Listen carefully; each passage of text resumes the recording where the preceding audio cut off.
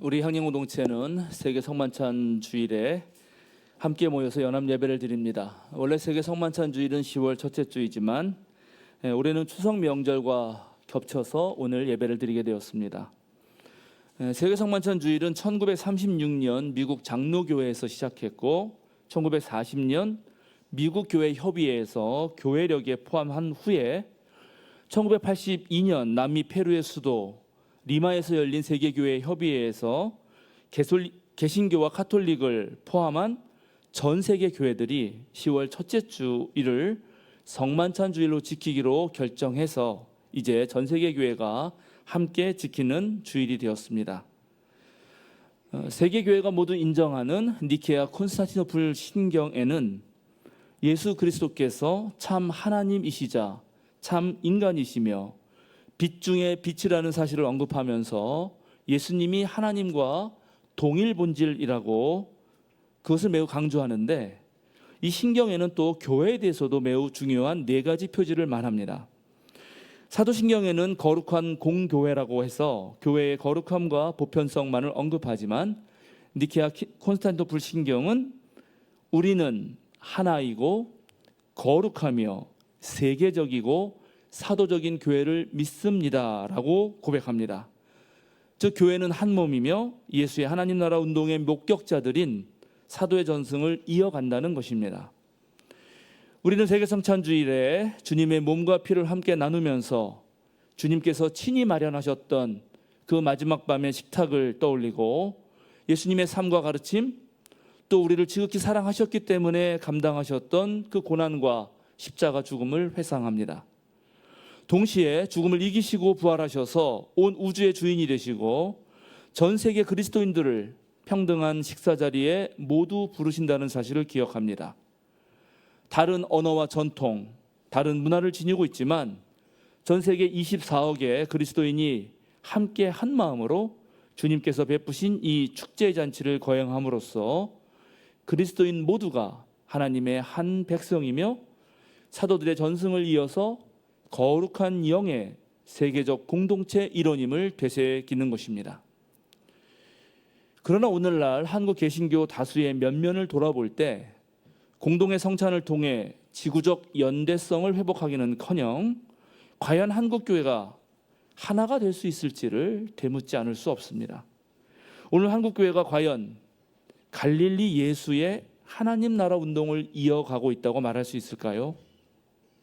감리교를 제외하고 지난달에 각 교단의 총회가 끝났는데 극우 정치 세력과 한 몸이 되었던 정광훈이나 손원보 같은 이들과 절연하지 못했고 시대를 거슬러서 오히려 가부장적 교회 질서를 공고히 했으며 사회적 약자와 함께하고 평등하고 민주적인 교회 운영 절차를 만드는데도 한 걸음도 나아가지 못했습니다.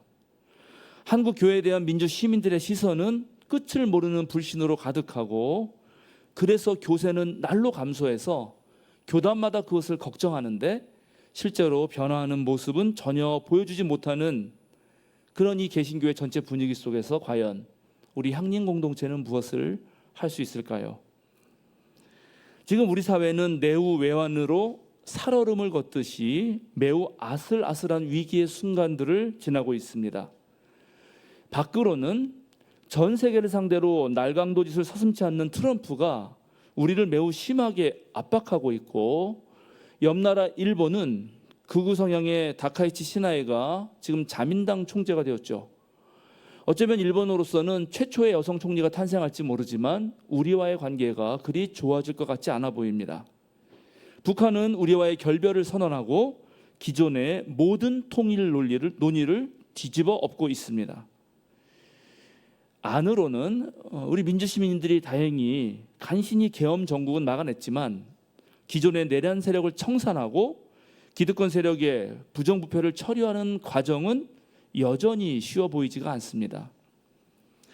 한편 오늘날 시대는 세속화에 걷잡을 수 없는 거세한 물결로 가득해서 현대를 열었던 니체가 신은 죽었다라고 선언한 이후에 서구는 물론 한국 사회는 그 어떤 곳보다도 빠르게 종교에서 이탈하고 있습니다. 기존 제돈 종교에는 소속되기 싫지만 그래도 이 천박한 자본주의를 넘어서서 영성의 감각을 가지고 거룩한 삶을 살고자 하는 이들에게, 또 생태계 위기 및 인공지능 시대의 도래, 인터넷의 발달로 감당할 수 없이 넘치는 이 정보의 홍수 속에서 과연 종교는 어떻게 대응해야 할까요? 미셸 푸코가 말한 대로 19세기는 주로 물질처럼 눈에 보이는 것에만 주로 주목하는 시대가 되어서 초월이라든지 무한을 말하는 종교는 문명 발전을 저해하는 장애물이고, 광신이나 무지이며 또는 미신으로 뒤떨어진 구습으로 그렇게 몰려가는 상황에서 기존의 제도 종교 안에 있는 그리스도교는 과연 어떤 모습이 되어야 할까요? 우리 향림 공동체는 기존 교회들과 다르다. 그렇게 아무리 우리가 역설해도 개신교에 대한 싸늘한 전체 사회의 시선을 바꾸기에는 매우 역부족입니다. 생태 위기와 인공지능 시대를 살아가는 이들에게 세속적 윤리 이상의 원칙과 지침을 통해서 도덕적으로 책임지는 그런 삶을 살도록 도와주고, 또 급변하는 기술과 과학의 발전에 대해서 AI의 의사결정 구조와 인간의 자유의지 문제 사이에서의 그 갈등, 인간의 선택권과 AI의 알고리즘 사이에서 무엇을 먼저 선택해야 할지를 두고 하는 그런 데서 벌어지는 또 확증 편향의 문제에 대해서 우리는 신학적으로 또는 신앙적으로 해석하고 진단하고 방향을 제시해야 하지만, 이 또한 만만한 일이 결코 아닙니다.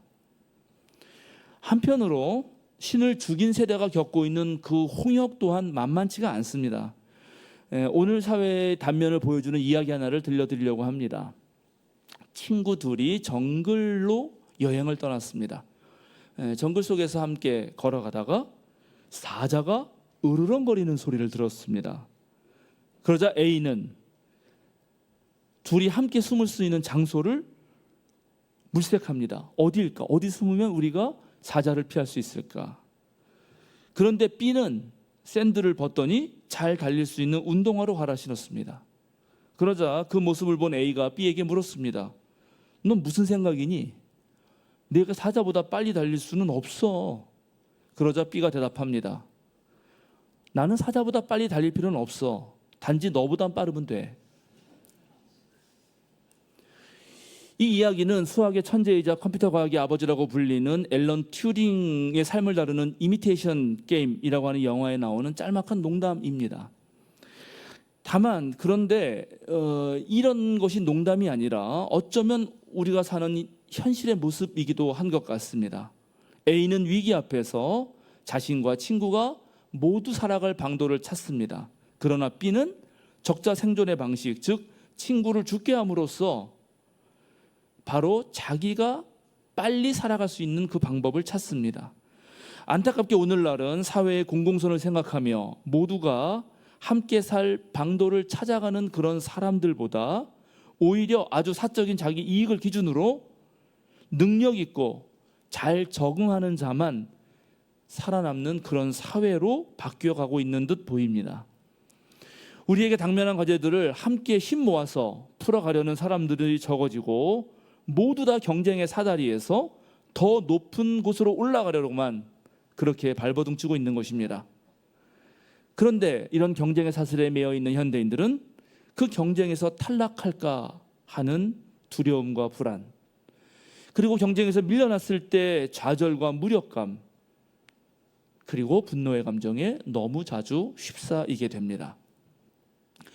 오늘날은 실제로 과거와 비교해보면 정말 엄청난 물질 문명을 구축하였기 때문에 정말 옛날보다는 편리해지고 발전한 것 같지만, 그런데 위와 같은 이유로 어느 때보다도 더 많은 외로움과 불안에 쌓여 있고, 또 언제든 허무와 무의미의 늪에 빠져 헤매는 것이 우리 현대인들의 삶인 것 같습니다.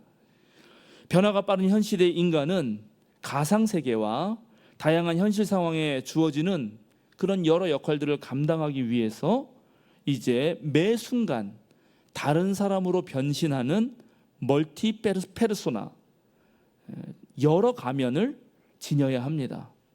그런데 매번 자기를 바꾸어도 인스타그램이나 소셜 네트워크에 등장하는 다른 이들을 따라가는 것은 너무나 벅차고 또 힘들다고 느끼기 때문에 매번 다른 가면을 바꿔 쓰는 것도 지치고 그렇다고 더 나아지는 것 같지도 않다고 생각하는 사람들이 이렇게 스스로에게 묻곤 합니다. 진정으로 나는 누구인가? 기계가 인간의 육체의 노동을 대신하는 것을 넘어서 이제 인간처럼 생각도 하겠다는 세상이 되고 보니까 우리에게는 다시 그럼 사람의 사람다움이란 무엇인가라는 질문이 새롭게 새삼 떠오릅니다. 진정으로 자신을 알아가고 싶고 또 사람답게 살고 싶다는 그 욕망이 단순히 이기주의나 나르시시즘에 머무는 것이 아니라면 진실하게 나 자신을 찾고 이해하면서 진정한 삶의 가치나 의미를 추구하는 사람들, 아니 좀 더 성숙하고 정말 사람답게 괜찮은 사람으로 살고 싶은 그런 사람들도 늘어나고 있는 것이 사실입니다. 이런 사람들이 함께 머무를 그런 안전한 공동체를 과연 어디에서 찾을 수 있을까요? 바울 사도가 로마 교회에 쓴 편지에서 모든 피조물이 하나님의 자녀들이 나타나기를 기다리고 있다라고 그렇게 말씀하셨는데 오늘날도 지구에서 신음하고 있는 생명체들과 정말 참되게 살고 싶은 사람들은 진정으로 함께 친구하고 싶은 사람들, 자신의 일상에서 소소하게라도 구원을 얻게 해줄 그럴 공동체를 찾고 있습니다. 바로 우리 향림신앙 공동체는 그런 이들에게 향기로운 이웃이 되겠다고 모인 사람들입니다. 강남 향림교회는 선교하는 교회, 민족과 함께하는 교회, 삶을 통해 예수를 증언하는 교회, 민주적인 교회, 에큐메니컬한 교회, 지역사회에 공헌하는 교회, 성차별이 없는 교회, 항상 젊어지는 교회, 가족적인 공동체로 지난 30년이 넘는 세월을 꿋꿋하게 지켜왔습니다. 2004년 11월 강남 향림교회로부터 분가한 들꽃 향림교회는 강남 향림교회와 동일한 선교 방향을 가지고 지난 20년이 넘도록 가장 낮은 곳에 피는 들꽃이 되어 어디를 가나 평화와 생명의 씨앗을 퍼뜨리는 목회 사역을 줄곧 해왔습니다.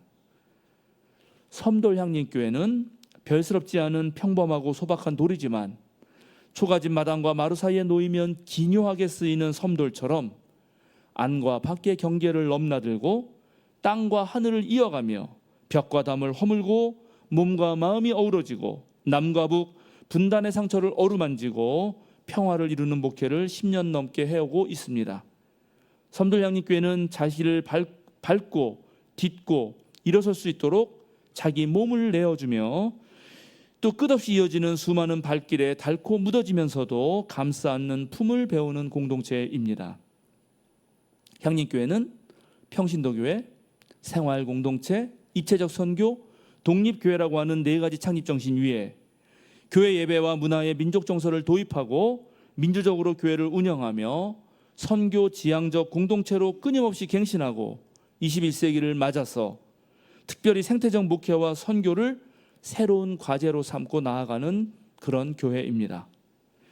지난 세월 우리 향림 공동체의 이런 목회와 선교는 곳곳에서 선한 영향력을 발휘하고 실제로 많은 이웃들에게 향기를 전한 것이 사실입니다. 우리 향림 공동체는 다른 교회들이 생각지도 못한 시절에 이미 민주적으로 교회를 운영하고 평신도가 주체적으로 사역을 하고 하나님의 선교 신학에 기반한 사회 선교를 해왔고 고통당하는 이들의 곁에 머무르는 민중신학적 지향의 목회를 꾸준히 하였습니다. 그런데 냉정하게 우리 자신을 살펴볼 때 우리가 애써 우리 모두가 동의해서 우리가 지향하는 그리고 바람직하다고 여긴 그런 목회와 선교를 실행해왔음에도 불구하고 여전히 함께 사역할 신앙의 동지들을 불러 모으고 세상의 선한 영향력들을 확장하는 데는 아쉬움이 남습니다. 왜일까요? 과연 무엇이 부족해서일까요? 지금 우리의 형편을 외부의 상황이나 여건 또는 물적 토대나 양적인 기준에 비추어서 불평하거나 또 평가하지 않는다면 오로지 신앙의 관점에서만 냉철하게 우리를 성찰해 본다면 아마 결국은 우리의 사랑이 여전히 부족해서 그런 것 아닌가 하는 생각이 저의 생각입니다. 오늘 우리가 함께 읽은 성서의 본문은 모두 사랑을 말하고 있습니다. 핵심은 하나님을 사랑하고 이웃을 사랑하고 서로 사랑하라는 것입니다. 만약 우리가 무엇인가를 열심히 했는데도, 열정적으로 했는데도 열매가 아직 덜 익은 것 같다면 그것은 바로 이 세 가지 사랑 중에 한두 가지가 여전히 부족해서일 것입니다. 그래서 오늘 저는 다시 우리들 스스로를 되돌아보며 그리스도에게 가장 중요했던 계명, 사랑을 되살펴보고자 합니다. 자, 그럼 사랑하기 위하여 제일 먼저 해야 할 일은 무엇일까요? 어떤 사람이 있었습니다. 이 사람의 집에는 넓은 마당이 있었고 그 마당에는 아름다운 잔디가 펼쳐져 있었습니다.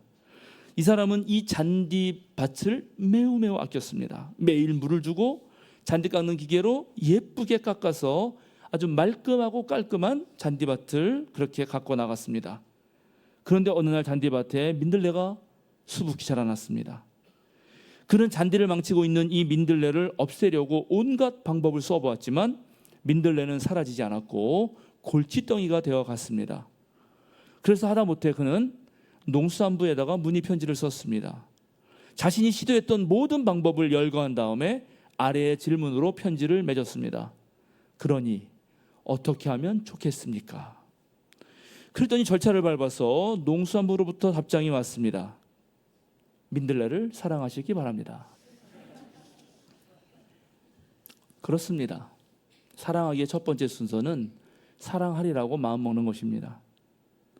제가 그동안 안팎에서 경험하고 듣고 보아온 향린 공동체 식구들은 이 땅에서 고통받는 이웃들을 사랑하리라고 마음먹은 사람들임에 틀림없습니다. 고통의 현장에 가보면 언제나 향린 공동체 구성원을 만날 수 있습니다. 프란치스코 교황께서 전에 이런 말씀하신 적이 있죠. 저는 교회가 전쟁 후에 야전병원이라고 생각합니다. 심각하게 부상을 당한 사람에게 고지혈증이 있는지 당뇨가 있는지 묻는 것은 소용없습니다. 여러분은 그저 그의 상처를 치료해 주면 됩니다.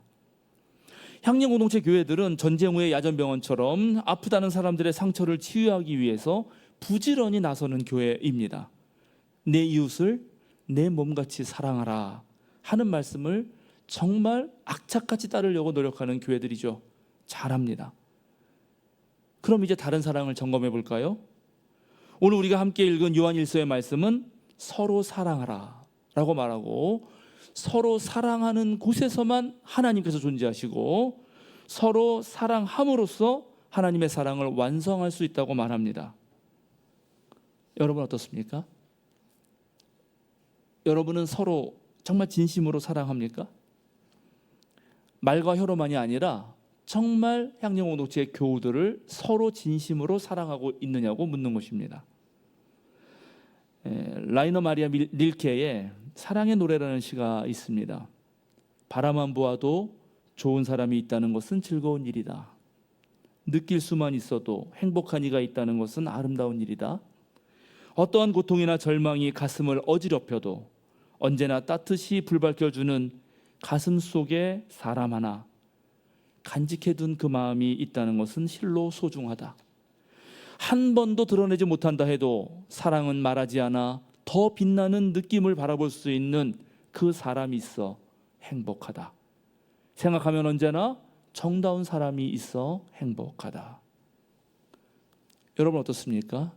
교회 갈 때마다 가슴이 들떠서 그 사람 보고 싶어서 형제 자매로서 믿음의 동료로서 바라만 보아도 즐겁고 말하지 않아도 더 빛나는 그 느낌, 생각하면 언제나 정다운 사람이 우리들의 공동체 안에 있습니까?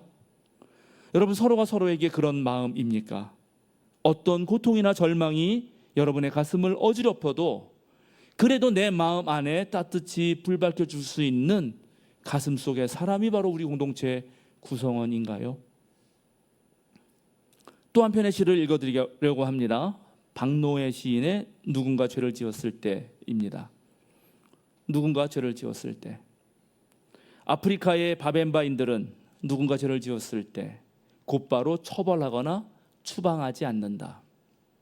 우선 마을의 큰 나무에 묶어놓아 놀라고 흥분된 심신을 안정시킨 다음 마을 사람들이 동그랗게 둘러 앉는다. 그리고는 한 사람씩 일어나 지금까지 그가 살아온 동안 남을 도와주고 선한 일을 하고 친절하고 다정했던 일들을 발언한다. 죄를 지은 사람은 흐느껴 울며 만약 자신이 용서를 받는다면 어떻게 해원에 갈지를 고백한다. 우리 향림 공동체 식구들은 세상의 고통을 야기하는 불의한 자들 앞에서는 정말 물불을 가리지 않고 싸우는 정의를 추구하는 이들입니다. 용기를 지니고 불의 앞에서 물러서지 않으며 두려움이 없습니다. 제가 부목사 시절에 이명박하고 열심히 싸웠는데 다 해산하라 그래도 끝까지 남아서 물대포를 기어이 맞고야 마는 사람들은 향림교회 교인들이에요. 한 번은 그래서 20명이 붙잡혀갔는데 전부 다 다른 경찰서로 가가지고 그 밤에 당회를 장로님들을 다 불러가지고 각각 경찰서로 파견한 적도 있습니다. 저만 고생했습니다. 담임 목사님은 가시지만 부목사는 차마 갈 수가 없어서. 그런데 잘못된 행동을 한 이들과 싸우다 보면 나도 모르는 사이에 내 몸에 싸움하는 버릇이 스며들기도 합니다. 이것에 주의를 기울이지 않으면 이해하는 마음보다 투쟁하는 마음으로 같은 교인들과도 싸우게 되는 경우가 있습니다. 동지인데도 마치 적을 대하듯, 같은 신앙의 거룩함을 추구하는 믿음의 사람인데도 마치 이명박, 박근혜, 윤석열과 싸우듯이 같은 교인에게 매몰찬 언어와 분노가 튀어나오는 경우가 있다는 것입니다. 세상에서 고통당하는 이들에 대해서는 한없는 연민과 사랑의 마음을 지니는데 놀랍게 교회 공동체 안에서 힘들어하는 이들에 대해서는 나 몰라라 할 때가 생겨버리는 것입니다. 아프리카의 바벤바인들만의 경우가 아니라 우리도 옛날에 한 마을을 이루고 살았을 때 그래서 서로 도움을 주고받으며 누구네 집의 사정이 이렇고 저렇고 제삿날은 언제고 이런 것을 다 알고 지냈을 때 그때 그 마을 공동체는 서로를 품어주는 넉넉함이 있었습니다. 우리 향림 공동체도 서로를 품어주고 사랑하는 넉넉함이 있어야 합니다. 존경하는 향림 공동체 교우 여러분, 여러분 마음에 손을 얹고 진지하게 생각해 보시기 바랍니다. 우리 공동체에 자기의 마음을 터놓고 자신을 있는 그대로 내보여도 괜찮을 믿음의 동지들이 몇 명이나 있나요? 또 나는 누군가에게 그런 사람이 지금 되고 있나요? 혹시 우리에게 부족한 것이 있다면 어쩌면 바로 우리 사이에 서로가 서로를 사랑하는 그 서로 사랑이 아닐까라고 저는 혼자 생각해 보는 것입니다. 그런데 이 시점에서 제가 생각하기에 가장 깊이 치열하게 고민하게 되는 것은 과연 우리가 하나님을 진실로 사랑하는가 하는 문제입니다. 여호수아가 자기 후계자들에게 유언처럼 남긴 그 한마디의 핵심은 삼가 조심하여 주 당신들의 하나님을 사랑하라는 것이었습니다. 오늘 예수님도 율법 가운데 가장 으뜸이 되는 첫 계명은 내 마음과 내 목숨과 내 뜻과 내 힘을 다하여 주 너의 하나님을 사랑하라 하는 것입니다. 하나님을 사랑하라는 이 계명, 가장 중요하다고 예수님 말씀하신 계명, 오늘날 우리는 참 이해하기가 어렵고 행하기도 어렵습니다. 왜냐하면 우리가 하나님을 사랑한다고 할 때 그 실제 내용이 도대체 무엇인가요? 우리는 눈에 보이는 내 가족이나 친구는 사랑할 수 있습니다. 그러나 눈에 보이지 않는 하나님은 어떻게 사랑할 수 있죠? 사랑하는 사람에게는 선물도 주고 만나기도 하고 전화도 하고 서로 손도 잡고 따스한 체온을 느끼기도 하지만 보이지도 않고 들리지도 않고 잡을 수 없어서 어떠한 감각 기관으로도 느낄 수 없는 그런 존재인 하나님을 사랑한다는 것은 도대체 무엇일까요?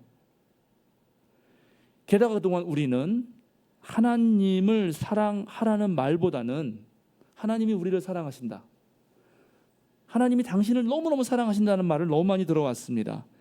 그래서 하나님께 사랑받았으니 너희도 갚으라 라는 방식으로 하나님 사랑을 이해하곤 했습니다. 그러나 조건을 달지 않으시는 하나님의 그 넘치는 사랑에 과연 우리가 무엇으로 갚을 수 있다는 말입니까? 그리고 또 한국교회 많은 사람들이 하나님을 사랑하라는 이야기보다 더 많이 들은 이야기는 하나님을 믿고 경외하라라는 말이었습니다. 이 말은 하나님을 사랑의 하나님으로 이해하기보다는 두려움의 하나님으로 생각하게 만듭니다. 그래서 실로 우리는 그동안 하나님을 사랑한다는 것이 도대체 무엇인지 진지하게 그리고 치열하게 생각해 보지 못했던 것이 사실입니다. 우리보다 1600년 전에 먼저 이 문제를 숙고했던 아우구스티누스는 이렇게 탄식합니다. 하나님, 내가 나의 하나님이신 당신을 사랑한다고 할 때 나는 과연 무엇을 사랑하는 것입니까? 신학자 아우구스티누스와 함께 우리도 한번 생각해 보시죠. 우리가 하나님을 사랑한다고 할 때 과연 그동안 우리는 무엇을 사랑했던 것입니까? 어느 유명한 목사가 쓴 책에 이런 글이 있습니다. 저는 요즘 하나님의 축복을 누리며 삽니다. 하나님은 내 기도를 들어주시고 나에게 능력을 주십니다. 또 말씀으로 내게 음성을 들려주시며 매일 나의 삶을 인도해 주십니다. 그분은 나에게 사랑스러운 관계들을 허락하십니다. 하나님은 나를 위해 놀라운 것들을 준비해 놓고 계십니다. 이 고백은 신앙에 매우 좋은 사람의 간증처럼 들리고 정말 하나님을 높이 찬양하는 말처럼 들리지만 가만히 들어보면 이 글에는 자기밖에 없습니다. 온통 자기로 가득합니다.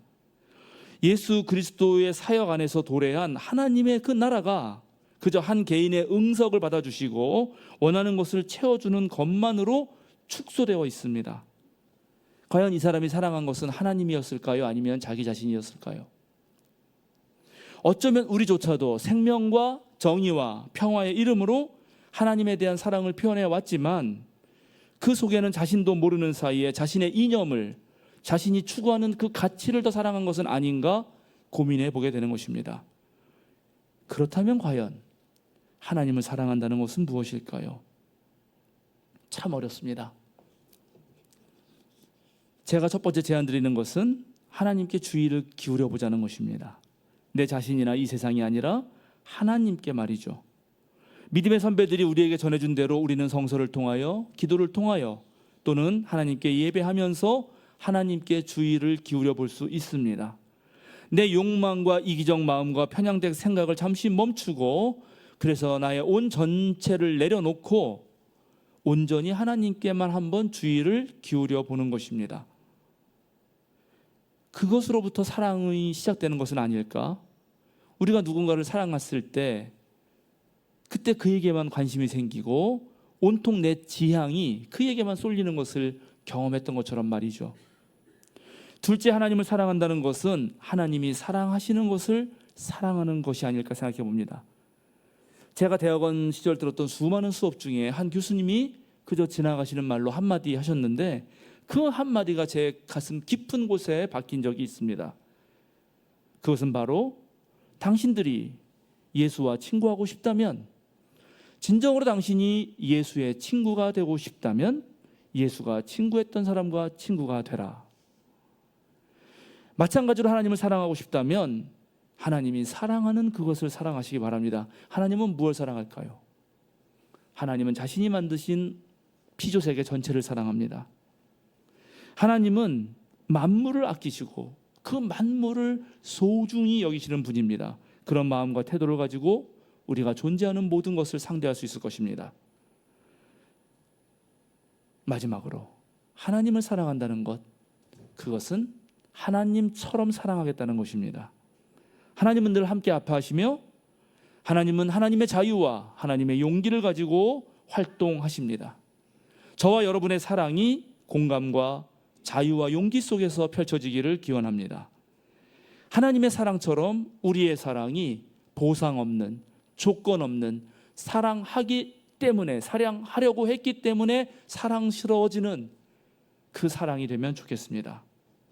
제 아이들이 유치원 다니던 시절 가끔 저녁에 저는 어린이 성경을 아이들에게 읽어주곤 했습니다. 한 번은 사도행전을 읽던 중에 이런 구절이 나왔습니다. 바울은 자기가 세운 여러 교회에 편지를 썼어요. 그 편지는 그리스도인들이 어려운 상황에서도 믿음을 굳게 지켜나갈 수 있도록 용기를 주는 것이었지요. 그러자 이 부분을 읽고 있는데 5살 둘째 아이가 아빠, 굳게라는 말이 뭐예요? 라고 물었습니다. 이거 어떻게 설명하죠? 굳게? 그러니까 굳게라는 거는 그러니까 믿음을 굳게 지켜나가는 거는 뭐랄까? 확실하게, 힘차게, 하여튼 잘 믿는다는 거야. 그러니까 씩씩하게 믿는 거야. 제가 이렇게 말했습니다. 그랬더니 둘째 아이가 이렇게 말하는 거예요. 그러니까 달리다가 넘어져도 다시 일어나고, 또 넘어져도 다시 일어나고, 또 넘어져도 계속 일어나서 끝까지 달리는 것처럼 말이지. 깜짝 놀랐습니다, 정말. 그렇습니다, 존경하는 향영공동체 여러분. 우리 모두 굳세게 사랑해 봅시다. 달리다가 넘어져도 다시 일어나고, 또 넘어져도 다시 일어나고, 또 넘어져도 계속 일어나서 끝까지 정말 그렇게 사랑해 봅시다. 그렇게 힘껏 사랑하시고 그 다음에 하고 싶은 일들을 마음껏 하십시오. 여러분의 삶에 하나님의 넘치는 사랑이 언제나 함께 하시길 빕니다. 다 함께 침묵으로 기도하겠습니다.